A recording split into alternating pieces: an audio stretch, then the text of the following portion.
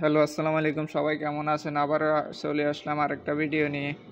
যদি কারোর হাফ গোড়া মোটর বা এক গোড়া মোটর ঘুরে না, শোঁ শোঁ করে কিন্তু ঘুরে না, সাউন্ড করে কিন্তু ঘুরে না, তো সেক্ষেত্রে আপনি কি করবেন?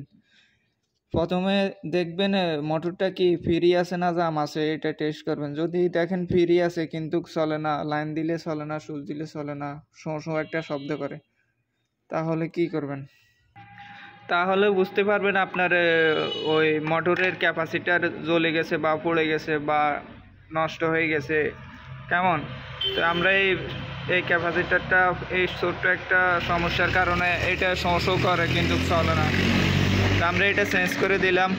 অবশ্যই এখন আগের মতো চলতেছে, এখন আর শো করে না, আগের মতনই ঘুরতেছে। তো কেউ যদি এই সমস্যাতে পড়েন, প্রথমে টেস্ট করবেন মোটরটা জাম না ফ্রি আছে। যদি জাম থাকে তাহলে ব্যারিংয়ের সমস্যার কারণে ঘুরতেছে না, জাম হয়ে রয়েছে। আর যদি ফ্রি থাকে তাহলে অবশ্যই ক্যাপাসিটরটা পাল্টিয়ে নেবেন, ঠিক হয়ে যাবে। আজকের জন্য এই পর্যন্তই, আবারও দেখা হবে অন্য কোনো ভিডিও নিয়ে।